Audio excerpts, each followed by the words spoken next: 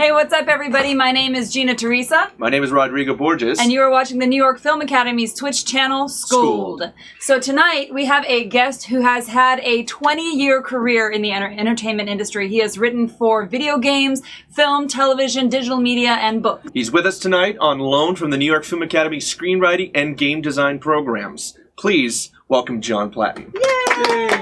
Thanks, Hello. everyone. Hi, how are you? You teach, you said interactive screenplay That's and correct. interactive gaming. Yeah, so basically narrative design for games. So a lot of people think that you make a game and then you just slap a story on top of it, and that's how you sort of create the story for a game. But it's so much deeper than that. And so I do a lot of teaching about how story and game work hand in hand, game design, and how game mechanics can work together to both enhance a story and bring characters to life and bring meaning and context to gameplay. One of the things that's really fascinating in working here at NYFA and interacting with the students is you see a perspective shift on how people are approaching story now than when I started. Mm-hmm. When I started, there weren't a lot of game-based stories. Now, the kids coming into, and the students coming into NYFA, they've lived video games for 15 or 20 years. And a lot of their references and a lot of their knowledge base comes from video games. And so they want to approach it in a different way. And we're seeing now, too, with some of the younger students, they're coming at it from a mobile point of view. Oh, yeah. They're playing a lot of games on this, which is sort of a magical device. And so they have a different expectation, a different desire to tell different kinds of stories. And so for us, it's about trying to find that balance of how do you get a good story into a game? How do you make that a satisfying experience for everybody? And then how do you exploit that story in all these other mediums, which is what we do with Ingress. Ingress lives as a game, so it's an app, but it also lives as a series of videos on YouTube. It's also books, it's comic books, it's daily puzzles and posts that we do in social media. It's live events, so we have one coming up. These things all together sort of create the overarching story of the game. So you can live it a number of different ways. So it's a multimedia story that just serves the game in the end. Yeah, and so people have to kind of expand their minds a little bit about what they consider to be story and content now. It used to be you could just go, okay, we're making a film, and you shoot the film and go see it in the theater. It just doesn't hold true anymore for the kind of media that I work with. Now we have instant feedback. We have social media we can reach out to. We have players that literally talk to us daily, telling us what they like and what they don't like. And we can be reactive and have stories emerge. We call it emergent storytelling. Actually have stories emerge from our player base, from our agents. Who are telling us this would be cool if we could do this. And we listen to them and we get together and we go, yeah, that would be cool. Let's try that. So it's a whole new dynamic. And these are the kind of things that I teach the students here at NYFA. And this is the world we're in today. I tell people, like, this is a piece of science fiction. Mm-hmm. Yeah. For people my age, like, if I was to take this and go back to the 20-year-old me and bring this with me and say, hey, I want to show you something. This is a phone. I know it looks like, the monolith from 2001: A Space Odyssey, but this is actually a phone. But more than a phone, it also does this thing called email, which is you don't have to put a stamp on anymore. You just send it. Wait, I can listen to music on. In fact, I can put 1,000 albums on this and still have room left over. Oh, it's a camera. Oh, it does video too. In fact, it does 4K video. You don't understand that yet, but this is a whole new format that is beyond anything you could possibly imagine in terms of video. Oh, it plays games.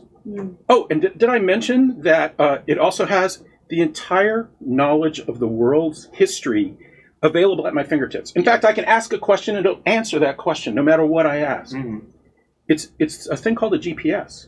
Now, you may not know what that means, but what that means is it actually communicates with satellites that are flying up in space over your head. That will be flying someday. Right, and can pinpoint our exact location on Earth to within a foot.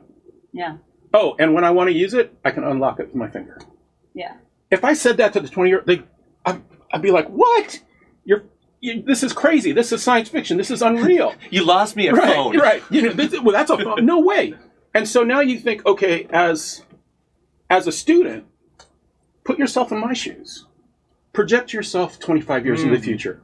What is that technology going to look like? And what are those people going to want? What are your potential audience, your players, your viewers, right? What are they going to want? Yeah. Project yourself into that sort of layer of technology, because that's where you're going to be telling stories. when I'm in the ground, you're going to be telling stories in that medium. Yeah. Mm-hmm. And that's, I think, what I want them to get. You know, being a storyteller is being agile and being able to adapt to the various mediums as they come online. Mm-hmm. And if you understand how to tell a story, you understand how to break it down, you understand how to create compelling characters, then the medium is sort of, you know, it can help you, but it's not intimidating when you face it. Yeah. Right. You can deal with it. Yeah, the minute you know why the story is happening, the how it happens, just Exactly. kind of, it takes care of itself, I'd say. Yeah, and it gives you opportunities to create new stories in new ways and exploit media in new ways. You know, to take people into the world. You know, that's what we did with Ingress and doing Pokemon. Is we gave people adventures in the world, and basically use this. We're not really a game company. We're sort of a tools company, and the technology and tools we create enable people to go out in the world and have adventures. Right. True. And we just provide the context for those adventures. Right. So that's, you know, that for me, that's where it's at. And that's what I try and impart on to the students. Do you guys have a team that's made up people who have specialties, or is it pretty much like if you want to do this kind of work, you have to be more or less competent in all of the areas that you're trying to target with this? Yeah, I think as a I try and tell people first and foremost that they want to be creatives. So somebody comes to me and says, I want to be a director, or I want to be a writer, or I want to be an editor. I would say the first thing to them, no, you want to be creative. Yeah. And then maybe your outlet is editing or directing or writing. But first and foremost, you have to think like a creative and be a creative. So our team is incredibly small. So we've been generating content since July of 2012 for Ingress. We generate content every day, day in and day out. Wow. For 4.5 years now. 3 people make that. Good Lord. And so yeah. So on any week, I might be writing something, I might be directing something, I might be editing something, I might be producing something, I might be directing voiceover, I might be coordinating assets for this event we have coming up. I might be making maps for an RPG. Yeah. I might be writing a comic book or working on a new novelization. It's sort of a multi-hat experience. Right. We do have people specifically with the social media component that are experts in that, and we talk with them and work through ideas and stories that work in those various mediums. We have an incredibly talented team, besides the creatives that work at Niantic, and a really strong visionary in John Hankey, the man who started Niantic, who believes in us and believes in what we're doing and sets the agenda for what we do, and believes enough in our abilities to allow us to explore. Right. And have fun and see where it takes us. But yeah, the team itself is relatively small. So I encourage everybody to learn how to do a lot of things. Mm-hmm. Ultimately in your career, you're going to slip and slide through a number of different, avenues. And you may think, oh, I'm going to direct, and you're going to find yourself editing sound, and you're going to go, But if you're a good creative and you think like a creative, you can bring your skills to it. Yeah. Absolutely. Awesome. When we originally started Niantic, we were actually inside of Google. And so we were a startup inside of Google. And that's where Ingress began. And so what was fantastic is we had all of this creativity, plus we had, a really big daddy behind us in Google to help us get there and start exploring visions and figuring out what we wanted to do with Ingress. When Ingress reorganized, when Google reorganized, they weren't quite sure what to do with Niantic. And again, John, being a visionary, said, you know what, we're going out on our own. We can do this. And we did.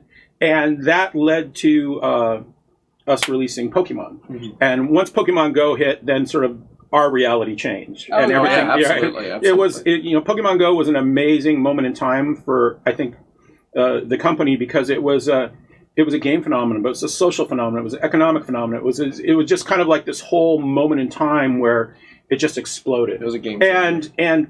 And no one really expected that to happen. Mm-hmm. We thought the game would be successful. It's a beloved license, and we were using sort of our proven gameplay that we had already sort of spent a few years developing with Ingress. So we thought, sure, it's going to be successful. We could not have anticipated. None of us could have anticipated what happened. I started teaching here at NYFA before Pokemon Go released. And so some of my students got to see the beta of Pokemon Go and actually played it before it went out into the world. It was just a phenomenon, which was terrific. Yeah. And, there's exciting things coming both for Ingress and for Pokemon in the future very soon.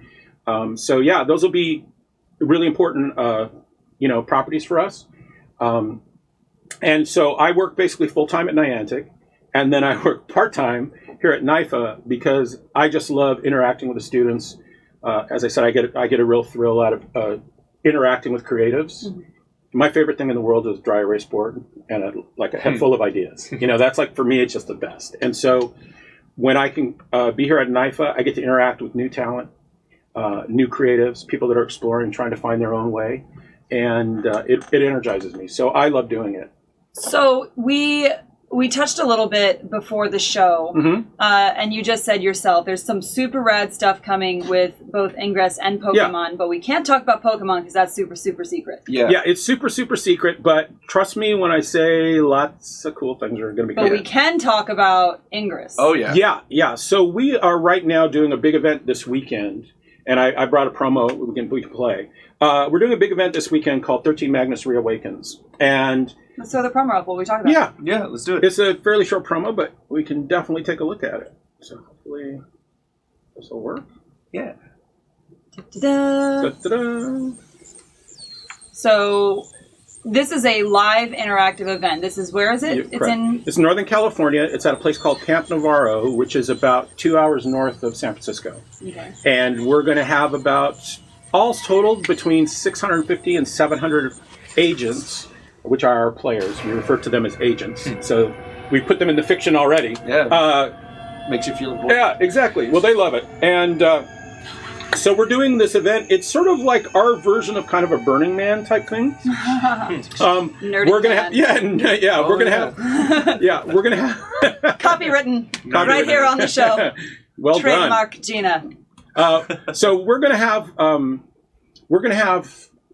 people there actually building these devices that exist in our story called the Cthulhu. And Cthulhu are these mysterious organic technology, Cthulhu-like H.P. Lovecraft machines. I already love Wow. it. Yeah, and they help draw a substance in our story. It's called exotic matter, sort of a trans-dimensional substance.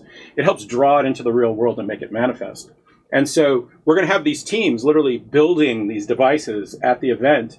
They have an Adreno plugin that goes with them, so there'll be lights and sound and all this happening over the course of a few days. And then we're going to show them all off, so it'll be like an art show. Mm-hmm. But in addition to that, we're going to be having sort of standard sort of camp stuff.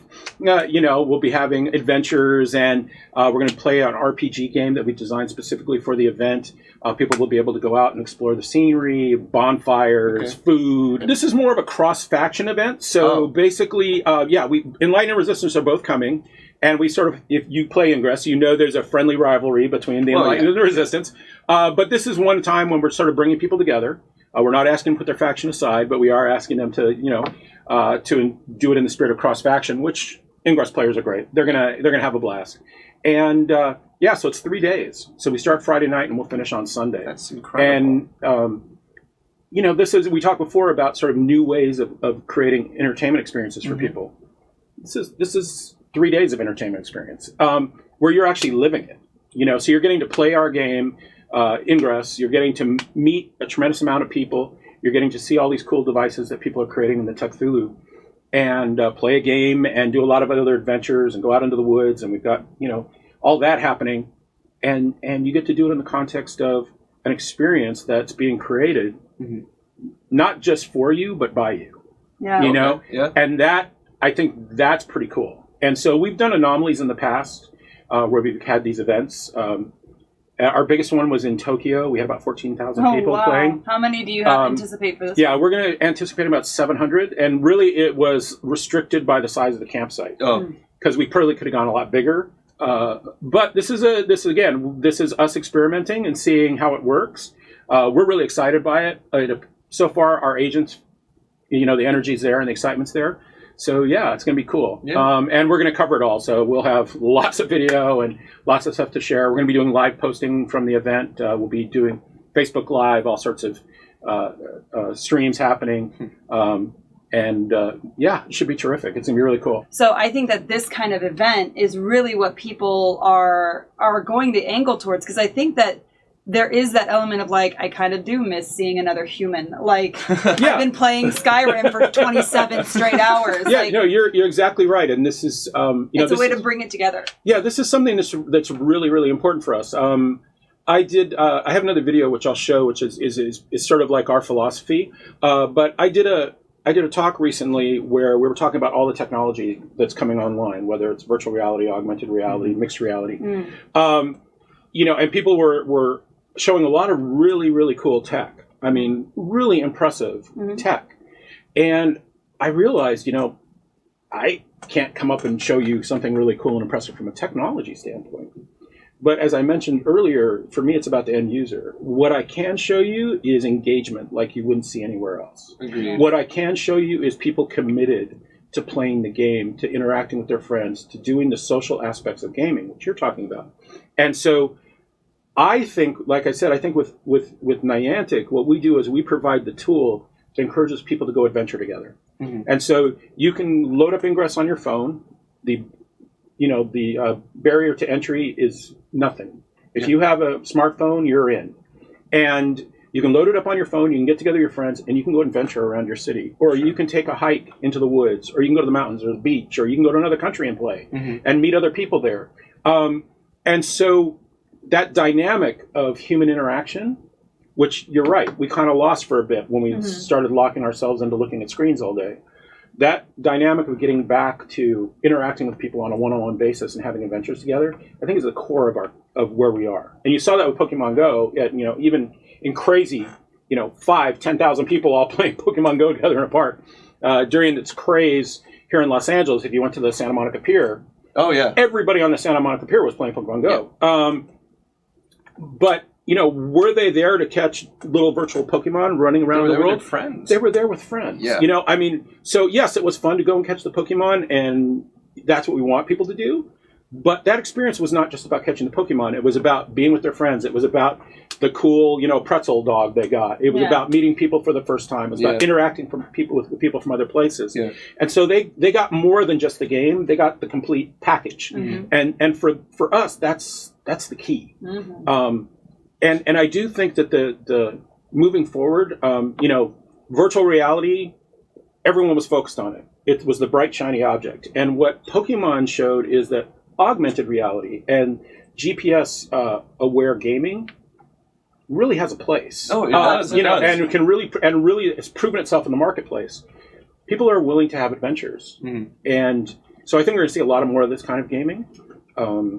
Good thing is we got there first, and we know how to do it better than anybody else. Yeah. So, I think. Oh, go ahead. When we first started doing Ingress, we had no idea that these kind of social networks would really start to build and develop. It really came from our player base, and so what we tried to do is we tried to say to our users, we said, look, we want to respect you, and we want you to be part of this game with us. This is not us just creating something for you.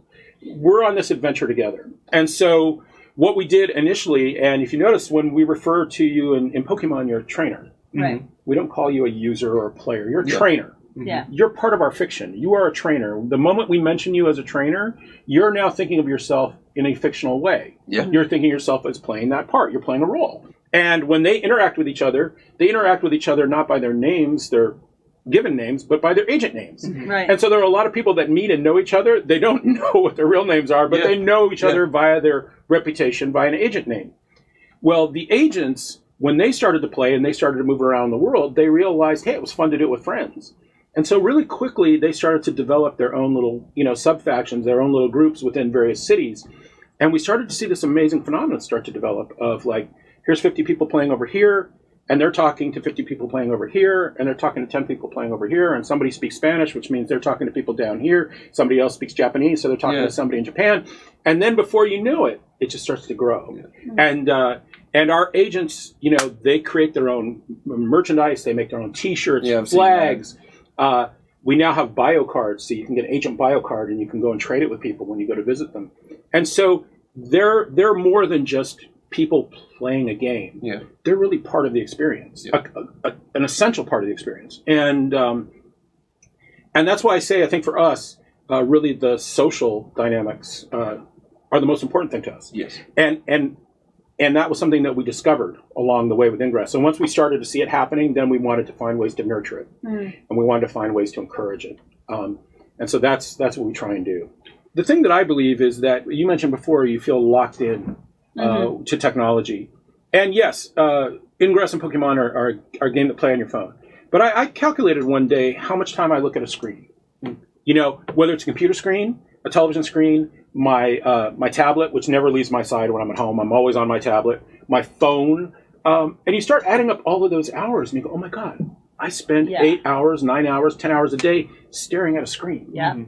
Whereas, yes, you do actually look at a screen when you're playing the game, but there's so much time that you're not looking at the screen, where you're interacting, you're going from point A to point B, you're learning something, you're talking to people, you're sharing stories. And I feel like that human connection, that human interaction, really people want that. And so if we can find ways to encourage that behavior, we're going to do it every time.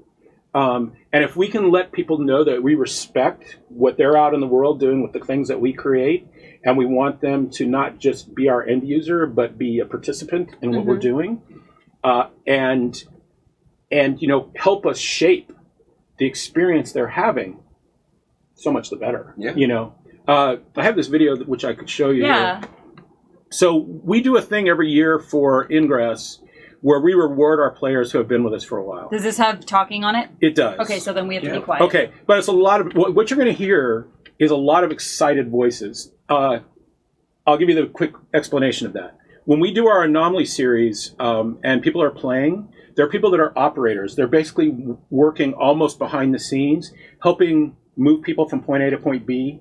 It almost becomes a sort of pseudo-military operation, and that's what you're going to be hearing. Nice. Measuring, so fire, fire, fire.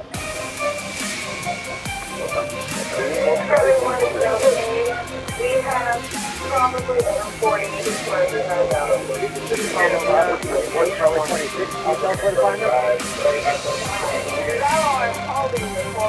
Rather than be gray than great.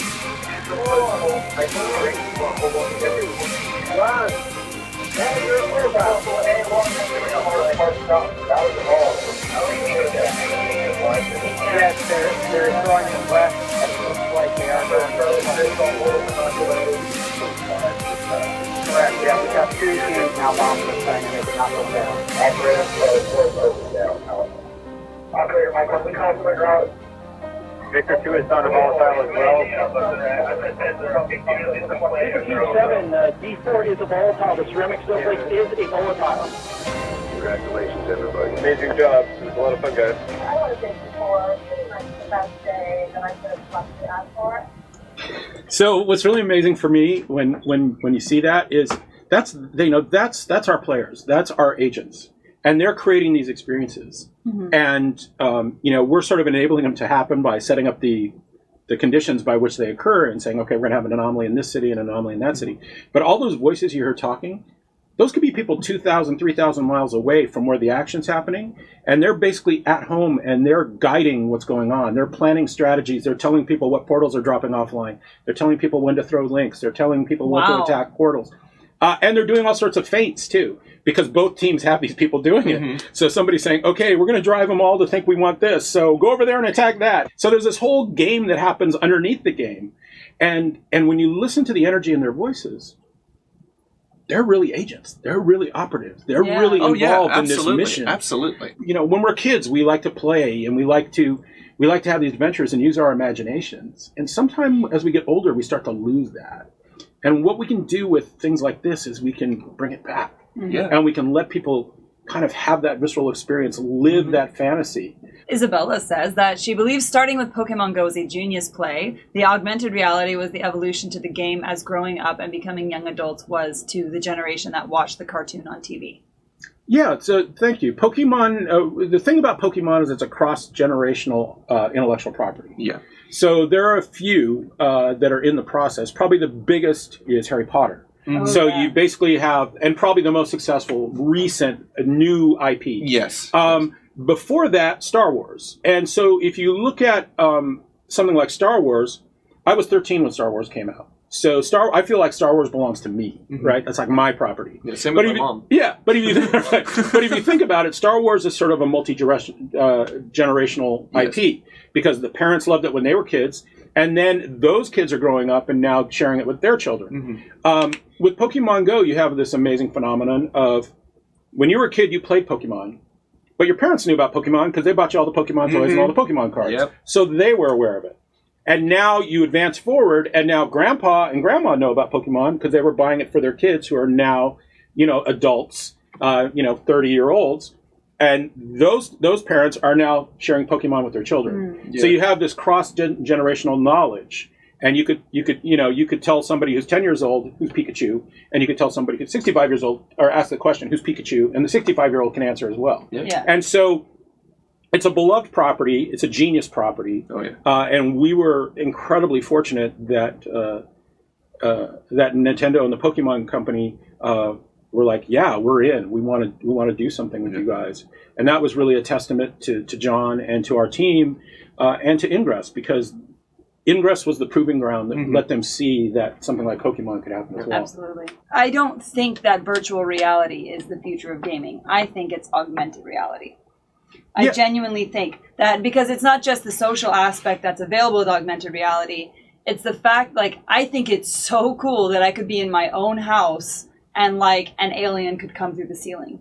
To me, I love the art of VR, and I love the immersive experience of VR, but of the two, I think it's going to be a niche market, like arcades became a niche market with the advent and the onset of console gaming. And I think that augmented reality is going to take off the way console gaming took off in the 90s. I think what and late 80s. Yeah, I think you're right in this. I believe you're right in the sense that Pokemon Go sort of opened up a lot of people's eyes to what was possible with augmented reality, and before that, Ingress to a certain degree.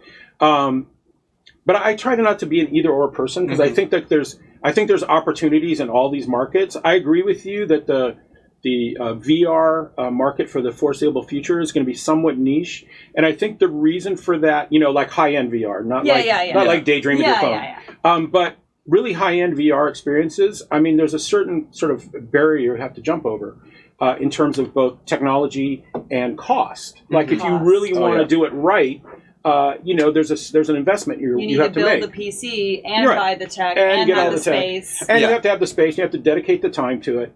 So there's a quality to VR that demands that. On top of that, for VR to really effectively work, it has to deceive you. Yes. The whole idea of VR is that I have to convince you you're someplace you're not. I have to convince you you're listening to something that you're not. I have to isolate you from the world you actually are and put you in a different world. So to succeed, I have to take your senses and I have to fool them. When it's done right, it's beautiful. Oh, yeah. And it's amazing. And I think there's going to be... I have a friend, Adam Orth, created a game, Adrift, which is an amazing piece of art. Jeez. And just an amazing piece of art. I actually had him at NYFA about a year ago, and he shared some of it with it. It was just an amazing piece of art as a VR experience. Unbelievable. And I think that people are going to continue to find those things and explore those spaces in really interesting ways. But for me, I can go, hey, look what? I can augment your world. Yeah. I can put a Pokemon right here on the table in front of you.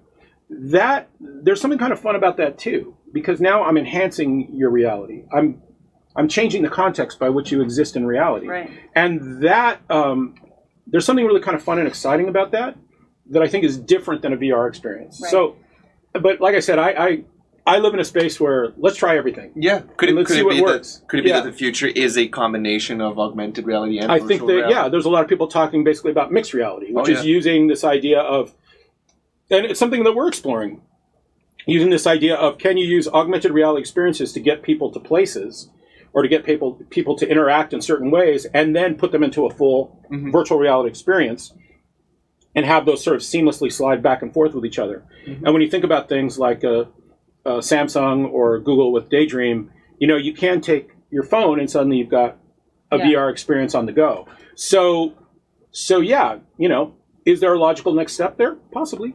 I sort of look at film as a lean-back medium because I'm watching it, whereas gaming is a lean-forward medium because I'm expected to interact and become part of the experience. And so many people, when they're actually trying to design an experience or create something, they forget that. content that I would make for television is not the same content I would make for YouTube Right. if I was trying to do something, because the expectation is entirely different. So you have to be aware of your audience. We don't know quite where the audience is yet. Yeah. We don't know, and so Which makes it great for baby developers. Right, Like, which does. come to us. Yeah, like, that's which exactly right. Which makes it the perfect time for new creatives to start exploring. Oh yeah. This is an amazing sandbox right now. What are you going to do? Yeah. Show me the sandcastle you're going to make. You can't be wrong. You really can't. And so many people are exploring in the space and trying to figure things out and creating this, sort of amazing new kind of entertainment medium. And learning about it and bringing fresh ideas, bringing fresh perspective, bringing the enthusiasm. Mm-hmm. The hardest part for, a guy like me who's done it for a long time is you have to remind yourself every day that it's a blessing that you get to do this, because it can be a grind. And, and the moment you start losing enthusiasm, the moment you lose perspective, you kind of lose. Yeah. And so I love getting in with, people coming here and going, you know what, I can do this, and this. And they're not jaded. Yeah. They're not at that point where like the business that tried to beat them down. They're at the point like anything is possible. And the truth is, it is. Right? Anything is possible. Yeah. And so, that's that level of excitement, that level of energy, that desire to play, to try new things, to innovate. I think that sort of sits at the core of the student base of NYFA. And what we try and do is encourage that. Like with all of my students, they all have to do basically a paper in which they design their own game. And it's sort of a high-level game design. A lot of them are very intimidated by it. And we go through the process of the class of talking through the idea over and over and over. And it starts to morph and develop into something that's really solid. And a lot of my students always say to me, well, tell me what you want. And I'm like, no, that's the exact wrong question. Mm-hmm. Yeah. What do you want? Yeah. I want you to show me what you want. Mm-hmm. I don't want you to use my ideas. I'm going to critique your stuff and I'm going to help you break it apart and put it back together. But ultimately, I'm not here to make you me. Yeah. I'm here for you to discover the creative you are. Yeah. And what I want to do is show you the process by which I do it. And you can use my process plus all the processes and all the learnings that you're getting from all the other instructors here. And that's going to define who you are as a creative. And you're going to find your own way. And so what's really fun is that as they start to put these documents together and they start to build these game ideas, they discover it. Yeah. You can literally see them discovering the process. You can see them discovering the creative within, if you will. Mm-hmm. And they really start to get excited by it. And what's so funny is at the beginning of the class, there's a lot of sort of, I'm never going to get this done. And at the end, when they pitch them, they're always excited. Oh, yeah. Because it's like, we did it. We created something. We got to the finish line. And if it's easy, it's not worth it. Yeah. It has to be hard. It has to be a challenge. Because when you succeed and when you've met that challenge and when you've accomplished that goal, it's great. Which is video games in a nutshell. Right. Like as a writer, I have this love-hate relationship with writing. For me, when I sit down to write, the thing I dread most is typing fade in. Yeah. And the thing I love most is typing fade out. And it's just the process of getting from there to there. Yeah. And I'm always like when I get to the end of it and I'm like fade out, I'm just like, yes, this is like the greatest feeling in the world. And you just have to remember at the beginning when you're like, oh, this is so intimidating, I don't know what I'm going to do. You have to remember that at the end there's that pot of gold, so just go for it, you know. But that's what I hope would, when students come here, I just want them to find themselves. I believe that talent, here's my equation. I have lots of crazy equations, but I believe talent is potential times practice. Oh, I agree to that. And 100%. And the truth is, I've never met a person who doesn't have potential. Everybody has potential. So what's the difference between somebody that's out there doing content and creating things and living the dream job that they want to be a creative, regardless of the mediums that they're working in? What's the difference between them and somebody who's not? And I think that what it really boils down to is the practice. So what I'm hoping when students come to NYFA and when I interact with them is they're going to bring the potential. I'm going to show them how to do the practice. And then together, we get talent. Yeah. That's basically how it works. So that's sort of my philosophy on it. And I think it sounds like what you at least what you teach here, and this isn't going to turn into like knife hour, I swear. But like it sounds like what you teach here is you teach students the ability to put into words, this is the game I want to play. Oh yeah. And I don't know how to tell you how to play that yet. Yeah, So exactly. you give them the tools to express. It's about like I said, I define myself as a creative first, and everybody has a process that they work through as a creative, and it can seem somewhat mysterious to a lot of the outside. In fact, when I wrote the book, the thing that was hardest about writing the book is I sort of have internalized my process of how I create, and then I had to go. Wait, how do I do that? Wait, I have to explain what I do to somebody else? Okay. Like, I know how to start, but... Yeah, this is going to be really interesting for me to figure out. And what I realized is that I treat all of the content that I create from 2 points of view, right? I'm a sponge, so I pull a lot of stuff in, but then if you squeeze me, it all comes back out. So the thing is I look at sort of an external stimuli coming into me, and that's other things that I've done in my life, other media. I'll go to Starbucks, and if I hear somebody talking in a really interesting way in front of me in Starbucks, my mind immediately kicks into gear, and I start just recording. Mm-hmm. People have no idea how many times they've ended up in my scripts. Right. Because I'll hear somebody with an interesting turn of phrase. A mother will be talking to her daughter in line at Ralph's, and it'll just be the most interesting conversation, and I'm eavesdropping, blatantly eavesdropping, hoping not get caught, because the conversation is perfect. Yeah. And even if I don't know how to use it today, I'm going to capture it. I'm going to stick it in a file somewhere. And 2 years from now, I need a character, and they're coming back out. Right. And so I started to realize, okay, so that's what I am. I'm an observer. And I'm a kind of a chronicler of my life and my experiences. But I'm also reflective in the sense that I've lived this interesting life, and I've done lots of cool things that I'm happy to have done, and some not so cool things that I'm not going to share here. But each of those experiences equals sort of a database I can reach into, and use that as the start of building content. And so now I go, okay, now I have all of those experiences, and I'm not unique. Everybody has that. I've never met a single person who doesn't have an amazing, great story to tell. Right. So then the thing is, how do I go through the process of pulling it out of that and getting it into a format that people can read and understand? And that's really, for me, that's teaching. Yeah. Helping people understand. I don't want to tell you your story. You're going to tell me your story. I'm going to help you get it into a structure that you can tell it to me. Mm-hmm.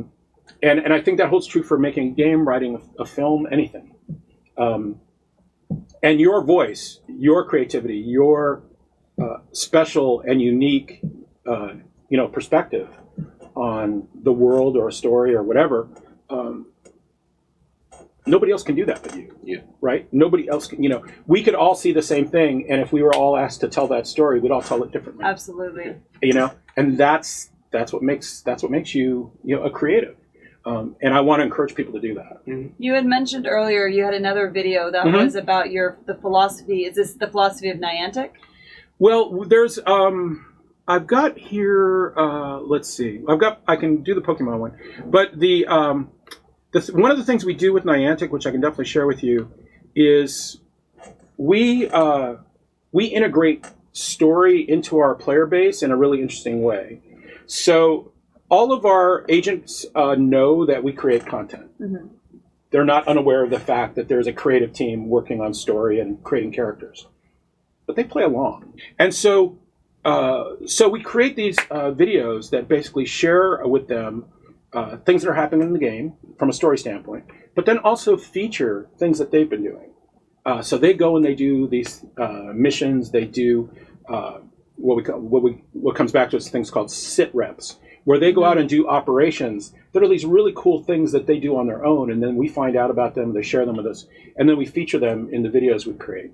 So this video is a character named Kadama Smiles. She is an agent in Ingress. And she's sort of reporting what happened in the past few weeks in Ingress. So.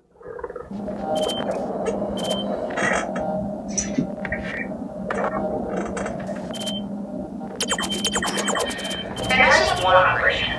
The resistant fleeing from Sweden to Milwaukee in Operation Surströmming, Operation Nike by the Alliance for Indonesia, Philippines, and Malaysia.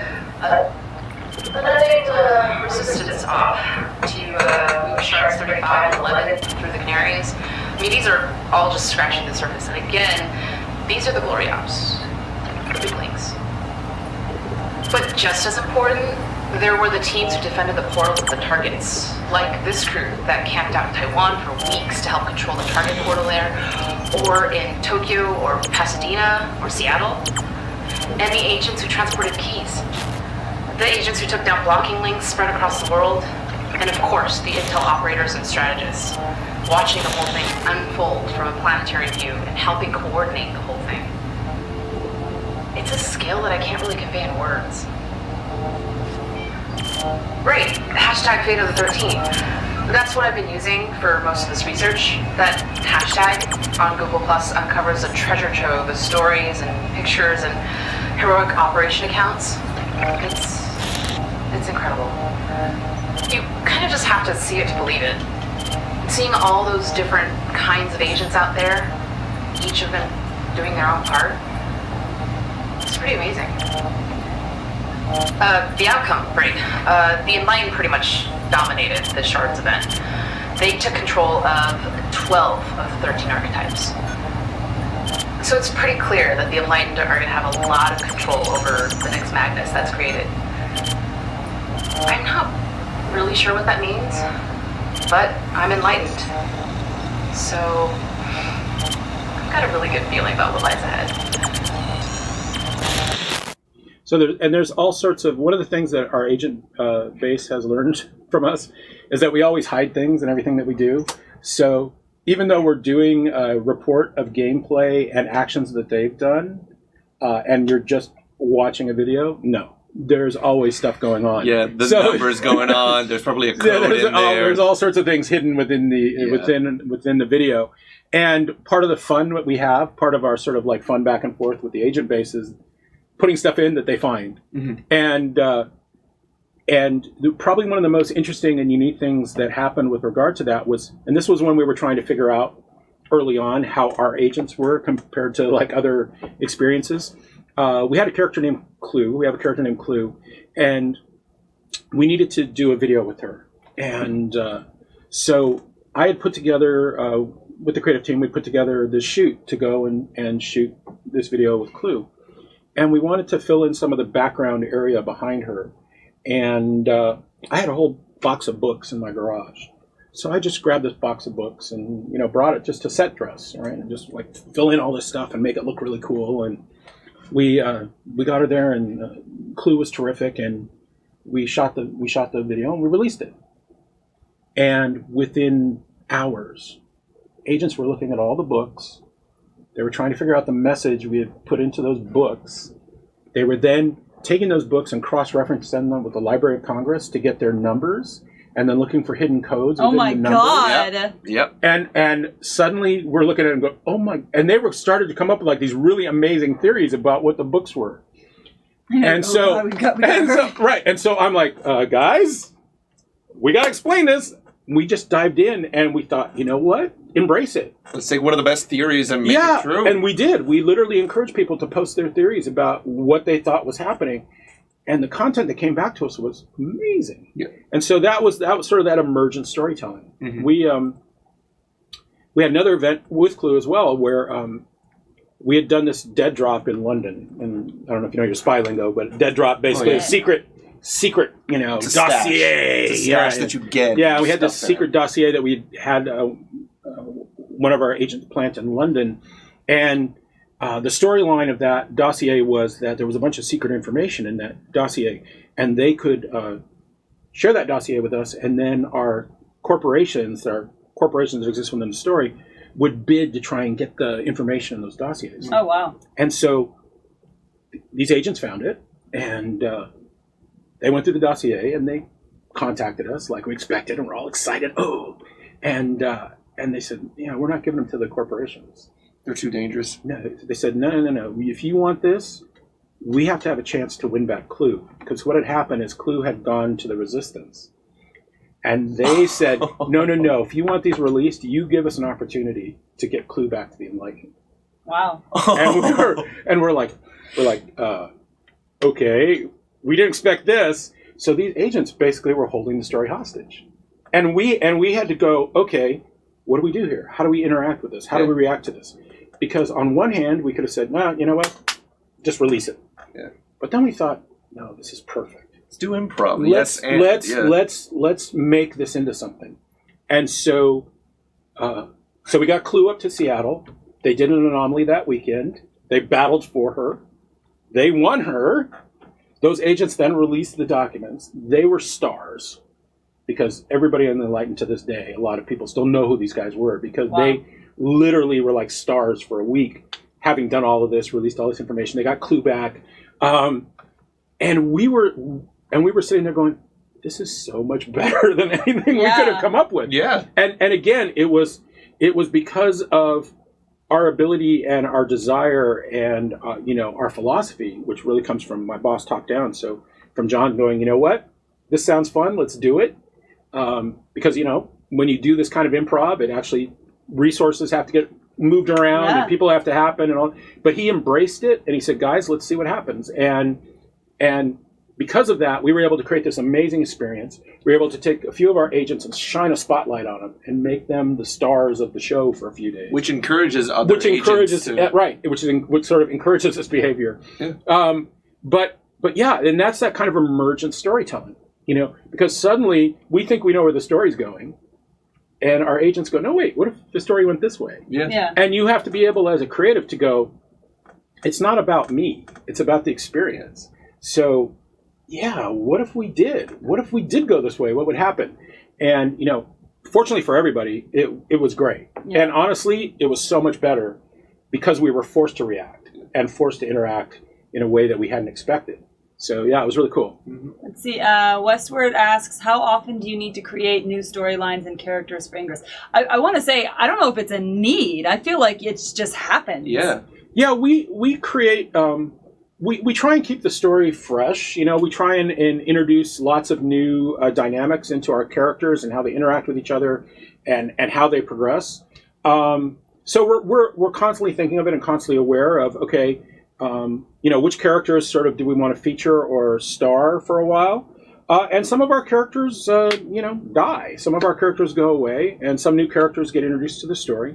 But we have a strategy. So we sit down and we think about, okay, here's what we're going to do. And then we lay out a big strategy, and then we start figuring out, okay, what elements do we need to create to make this happen? Right. Mm-hmm. We've been exceptionally fortunate in that we've had an amazing talent pool of people to work with, and we can craft stories that can find their way into the world fairly quickly. So we try and keep it fresh. We try and advance the story forward. We try and incorporate what's happening out in the world and in the gameplay, and we try and always have a few surprises. Mm-hmm. So, have you ever killed off a character and just had global backlash, like people mourning the loss, like the whole in Walking Dead? Glenn. When Glenn died. Spoilers. People definitely get attached to characters they like. And they want, like with Clue I just mentioned. And they, there's an emotional investment that goes along with that. And so, when you say, this character, we're going to potentially take them out of the story or kill them off, you do think about it, Ultimately, we try and do what's best for the story and be respectful of how people feel about the characters. Quite frankly, there are many times where we talked about, maybe moving a character here or killing off a character. And it's just, we realize the agent base is so attached to the character, or so dedicated to the philosophy that character represents. When you're creating, what are sort of the prime motivators of any character, right? And you start looking at things and honor is a big one. Family is a big one. Love and relationships is a massive one. So you start looking at sort of what motivates people to do things. Cash, cold hard cash is a big one. Right. And then I think the reason that the characters like that work is because we can identify with that. Yeah. You can identify. All of us can identify sort of with those core motivations that make us get out of bed every day. And so when you can find a story that dives into that character and kind of takes you through their journey in an interesting way, they become resonant. You need to make a living. You need to take care of your family. Yeah, exactly. So, yeah. They're asking, what is a character in Ingress that was an unexpected hit? How did you create them? Clue was one of those characters that we had originally created as part of a agreement we had with Hintwater. Clue was here to kind of help you understand how one of the things we were doing is cross-promotion with Hintwater was that you could get a code inside the bottle cap of Hintwater, which would unlock in-game items. And so we thought, okay, well, this is really cool. Let's create a character to do a little story. We always want everything to have a story context. We don't want to just say, here's an advertisement. Right? It's not what we're about. And so if we're going to partner with somebody, we always work with them to craft a story on how we're going to include them in the content. So everything always happens in fiction. And so Clue was basically kind of created to be the Hintwater girl. And just, a fabulous performer, interesting storyline for her, and she was just an instant agent favorite. Oh, wow. And so, yeah, completely unexpected. We thought we'd use her for a few weeks and that would be it. And Clue just became an integral part of our story. For our main character that's kind of always been with us is a character named Ada. And Ada is sort of our HAL 9000. She's a sentient voice. So if you know, like Gladys from Portal. Right. I don't hate you. Right. She's, and Ada is another character that people love. And Ada's a really challenging character to develop and to do stuff with, because your palette is somewhat limited. Yeah. Because she's basically an AI that's this artificial intelligence, this detection algorithm is where Ada comes from. She's in every system. She's sort of an omnipotent being. She can see everything. She's incredibly smart, beyond our ability to comprehend. And how do you write for that character? Were there any were there any comparisons with Edie from Mass Effect? Oh, sure. Yeah. People are always going to compare it. Look, I always tell people there's no original idea. Well, yes. Right. Everyone's doing some riff on something else. True. But yeah, so you're always going to have comparisons. But I think we've been very successful for a number of reasons in sort of making Ada sort of a defining character for us. Everybody that plays Ingress knows who Ada is, and pretty much everybody likes her on some level. There's varying degrees, but I think Ada is sort of our iconic character for Ingress. We're creating experiences. We're creating moments for our users or our players or whatever content we're creating. If I was a musician and I'm doing an album, what am I trying to say? Who am I trying to tell? Right. That's got to sit at the core of what you're thinking about when you're creating. And that could be anything, but you have to know it. You're hoping that you're trying to reach a certain group of people, but that your message has such resonance that it can reach a massively large group of people. Yeah. But you have to be true to what you really want to say and who do you want to say it to. And I feel like that, with something like Ingress, our sort of what we want to say is that, or Pokemon, what do we want to say? We want to say that being out in the world and adventuring with friends is the best. Yeah. Right? And who do we want to tell? We want to tell people that have smartphones, but we also want to tell the rest of the world too. But we know who we're after. And we know what we want them to. We want to say to them. We want to say, "Go adventure on foot. Go have a good time. And if you do it, you're going to love it. And we're gonna provide you the avenue to do so. The context. Yeah, we're going to provide you the context under which that can happen. And that's again, that's really a key when you're creative. Is it's not just about going, hey, what if we had animals and we had rocket ships and we had zombies and vampires, and it's like, no, don't start there. Start with your message. Start with your message and who that message is for. Yeah. And then build your content to meet what those people want. The intellectual argument of the early days of video games was that video games will never have the emotional pull or impact of a film or television show, so they could never make you cry. Now, I always used to argue, but that's not really the point of a video game, is to make you cry. I used to think like, okay, that's not really what video games are trying to do. I've sort of changed my thinking about that, and sort of in the past few years. But yeah, that question's not even a question anymore. Oh, There yeah. are so many amazingly emotionally draining experiences that you can have playing a game, and that's because people are great writers telling great stories with great talent, whether they're performance artists or whether they're doing voiceover or whether they're doing performance capture. You get all of that put together, and you end up with something more than you could possibly imagine from the parts that you bring together. There's a kind of magic, and yeah. So I think that argument of can a video game make you cry? It's there's so many amazing emotional stories now that are being told in the video game space. And when you mentioned earlier VR and mixed reality, I think that's where you're going to see this kind of like really crazy exploration. But at the end of the day, I think what drives all of this is content, and people love characters, people love stories that they can be invested in. Mm-hmm. And there was sort of there was a thing I did at Comic-Con a few years ago, and I was on a panel, and somebody was really focused on game mechanics. Mm-hmm. And no disrespect to game mechanics. Great game mechanics sell lots of games. But they had sort of said, first is game mechanics, and second is our story and our characters. And so, being the smart that I am, when it came to be my turn to talk, I said, everybody, and there's about 500 or 600 people in the room, I said, everybody in the room with a game mechanic on your t-shirt, please feel free to raise your hand. Oh, shots fired! Right? And then I said, everybody wearing a character on their t-shirt, please raise your hand. Everybody did. And boom, 500 hands go up. I think that you have to start there. There's a reason you can create Batman in the 1930s and have him still be worth billions of dollars today, right? It's the character.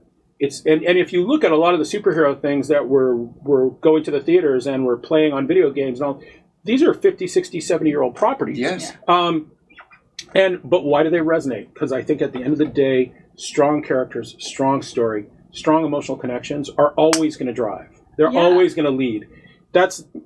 You need great gameplay. You need great game design. You need great fundamentals. You need great mechanics. But first, what pulls the cart is always content. Yeah. And you need that. And you notice there's how many movie, comic book, superhero, video games are terrible despite having this huge franchise behind them of people who are diehard fans. And I think it's getting a lot better. It's getting better, but I'm saying, in general, if it was relying on game mechanics. I was very fortunate when I did the Chronicles of Riddick games, because it was really in an era where there was a lot of what were called license slaps, where basically it's just like, hey, we got a movie coming out, so let's make a video game. Mm-hmm.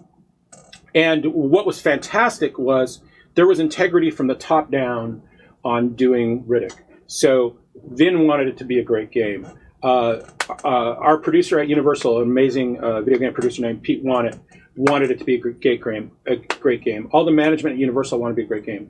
All the people that were working at Starbreeze, that were the developer creating the game, wanted it to be great. And so it was that moment when everyone looked at each other and said, this is going to be something special. We're going to try and do something different than what a lot of people are doing when they say, hey, let's license a property and go for it. And to this day, I think people look back at that game with fondness, and it still gets pretty high ratings for being a licensed, a movie licensed game. Specifically because of that, because it was approached from a different point of view, and that really started with Vin and sort of flowed all the way through the entire game development.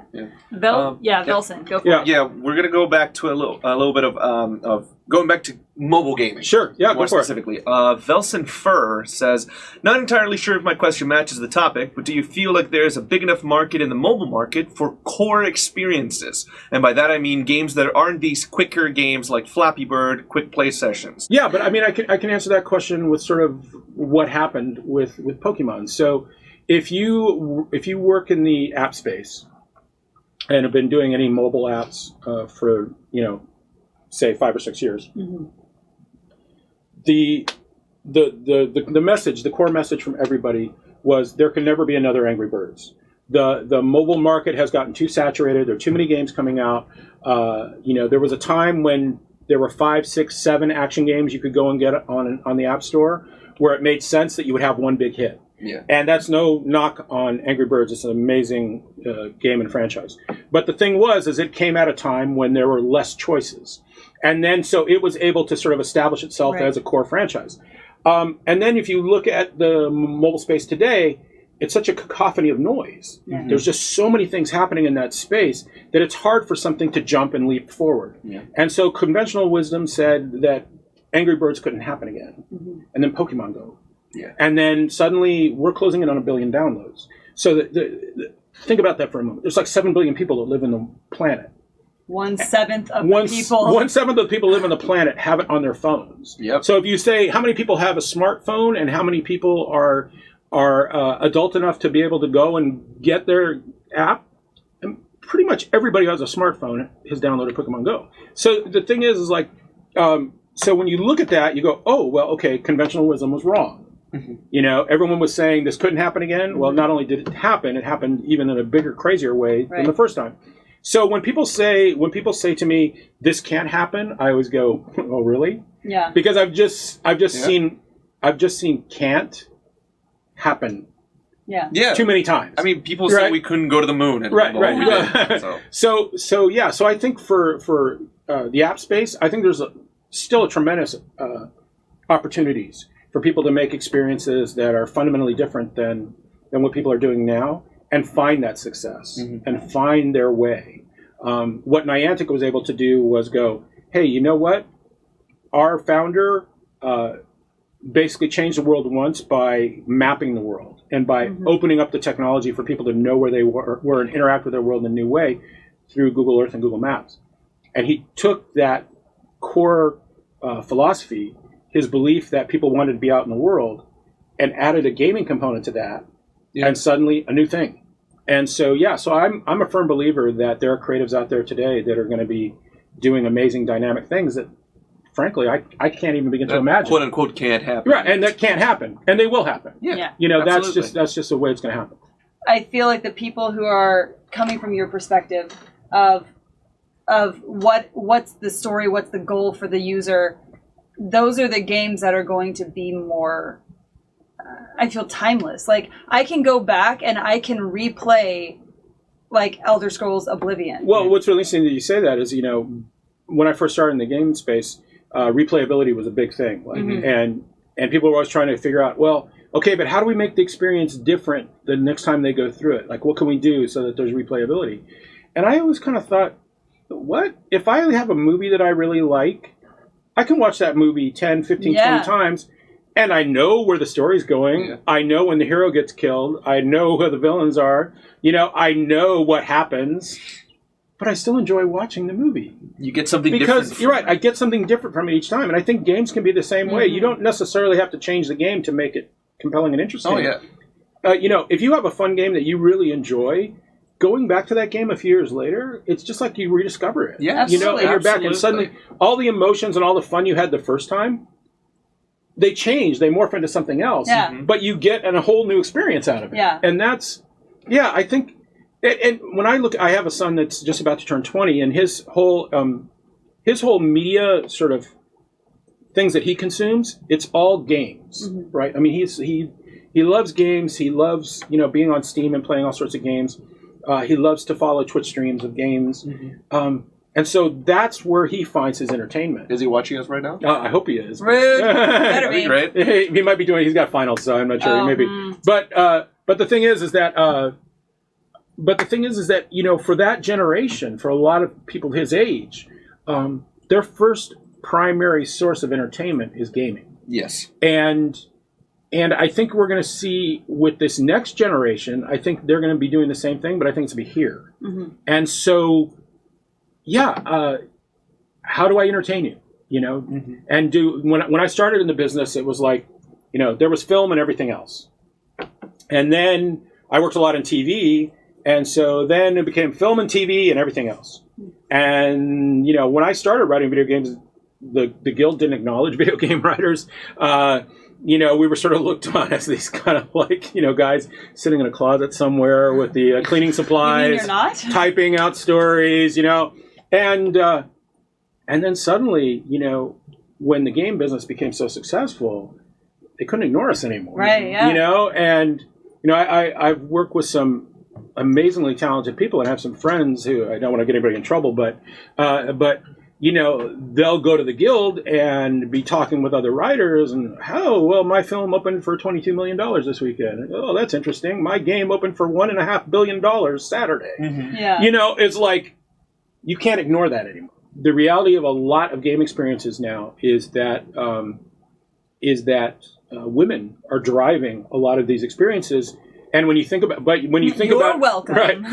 but when you think about it from a social point of view, it kind of makes sense. Yeah. Right. And so, so again, another barrier that we just hopped over. Mm-hmm. Nobody kind of went, oh, we finally reached it. It was just kind of, we looked back and went, oh my God, yeah, we're doing that now. Nice. And so I look at gaming as something for everybody, from young kids to senior citizens. Everybody's out there. Everybody's out there enjoying gaming. And do you think that nowadays we are running out of innovative, timeless concepts, given that so much has already been done before, and with the changes in market/public preference? Easy answer, no. Moving on. Next question. It really is a good question. But the thing is that I believe there's always fresh, interesting stories to tell. Mm-hmm. I believe there's always new content to be done.